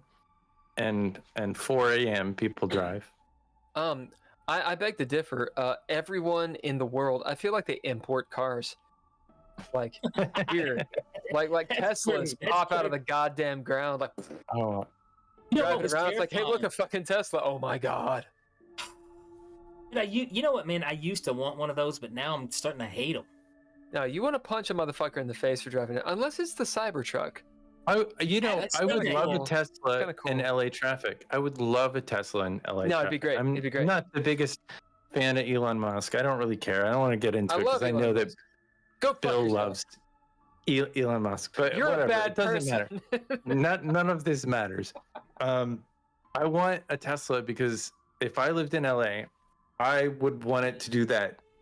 Like it figures out, it stays in the lanes, and you don't have to hit. My knee would hurt because stop and go, and I think the people in the Teslas, you're anxious. You gotta drive like you're from Kentucky. What happened to you? Listen, motherfucker. I drive in LA, I'm like, you don't. Yeah, but still, you got 2,000 RPM, motherfucker. I'm on the goddamn 101. If anybody doesn't know what the 101 is, it's a big old fuck all highway, which I avoid at all costs. I'm just like, people are like, fuck you, and their Teslas, yeah, sending out, fuck them. That was my dick. That was my biggest culture shock first time out there, and seeing how people drive on the freeway. I was just like, damn, dude, this is it's nuts. a free for all way. Right. Soupy says, no thoughts, just Plymouth vibes, Grand. Walker. My Plymouth Grand Voyager broke down. My alternator went out on the 10. And that was the hardest driving I ever did because the car would keep dying. But fortunately for me, the traffic would stop. So if I could keep the car moving, like just a little bit, I could keep the car on. So that's when I learned how to like give space to the vehicles in front of me and like ease in. Buck mode traffic. I don't see the point of owning a car in London. Can I do this real quick before I get out? Yeah, do it. Let's do a. I'm gonna try to do a quick magic trick for everybody. Well, yeah, we were gonna ask you to anyway. Yeah, like all where's you the guys gotta magic? Participate. Even you, Hulker. What about Soupy and Buck Mud? Although they're on like a 20-second delay. They could totally do this if they want to. I'm going to turn my head to where I can't see what you're doing, okay? But this is what I need to do. And this is also straight out of... I saw that. This is straight off my Comedy Magic album, Dirty Tricks, okay? I'm going to turn my head, and I want you guys to hold your hands up. Hold up one of your hands right here. You got it? Yep. Okay, now this is what I want you to do. I want you to imagine have an invisible ring on your ring finger. Okay, that's awful. Okay? Now, this is what I want you to do. I want you to remove that ring from your ring finger and place it on the finger closest to it. It can be either side. It doesn't matter. Either finger. Just place it onto a finger closest to it. You got it? Yep. All right, cool. We're going to do it again. This time, take the ring off that finger and place it onto the finger closest to it. You got it? Yep. All right, now I'm going to go out on a limb here, but I'm going to say that ring is not on your thumb or your pinky. So lower those two fingers. Okay? Oh, I know. You got it? Yep. Okay. Now let's do it again. This time, take the ring off that finger and place it onto the finger closest to it. Got it? Now go ahead and lower the two fingers that don't have a ring on it. I'm picking up some negative energy here. Hold on. My upsight vision. Jesus Christ. All right. There we go. I love it. I tell you what, man, guys, this has been a blast. Thank you for having me on. The Danny, got one more question for you. One more question. Go for it. One more question. What the fuck is going on behind you? Dude, it is coming a freaking monsoon outside. Oh yeah. No, I'm talking about the head. Oh no, dude, this head, man. This is have you ever seen the movie They Live? Yeah. Oh, the glasses. The Roddy Piper. Absolutely. They Live, and then also we got our very own Danny Whitson Magic and Comedy Prank Kits. You can order from DannyWhitsonMagic.com. There it is. There we go. Absolutely. There it is. But yeah, if you guys viewers, you guys want to hear dirty tricks, it's got stand up on it. It's got interactive magic tricks like that one right there that you can do while you listen. And it's got some original sketches that I wrote. So it's a dirty trick streaming on Spotify, Apple, everywhere. Fuck yeah. So and we have all of your stuff in the description. Danny, thank you so much for jumping on, man. Dude, this has been fun, guys. And Danny, you've been fun. Next time I'm in Bowling Green or Lexington or LA, when I'm out there, Los Angeles. I'll hit you up next time I'm in Knoxville for sure. Yeah, dude. Hell yeah. And dude, anytime you guys want to come on the tinfoil hat, hit me up. I'd love to guys. Fuck yeah. Some creepy stories. Holger, it was a pleasure meeting you, brother. Yeah, nice to meet you. If you're ever in Frankfort, Kentucky, you can stay with Holger. It's fine. Why would you be there? Awesome, man. You guys have been awesome, though, dude. Seriously, great podcast, man. I love it. Thank you very much, man. Thank you for being here. Ken, you want to lead us out, sir? This lightning bolt of electricity of a podcast has been brought to you by it's the Geeky Gamer Podcast. The Geeky Gamer Podcast. With Danny Wilson. You can find more about him. This time. Danny Whitson Magic.com. I know I mispronounced your name. I realized the last time. Score by all lowercase letters, Mr. Interrupt. You shit the bed, Ken. I know. DannyWhitsonMagic.com.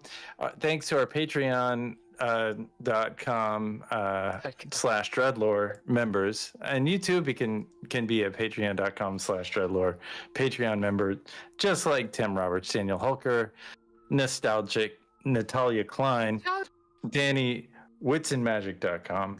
And thanks Couchfire Media for the art and media production, as well as Twa. We don't need Replay to thank production them anymore. We don't need to thank because them they're I don't so like funny about them. I forgot to laugh. Did I steal somebody's joke? I don't think I did. Anyway, this has been the Geeky Gamer Podcast with Danny Whitson from DannyWhitsonMagic.com. All right, guys. I'll see you next time. Yep. See you, man. Bye.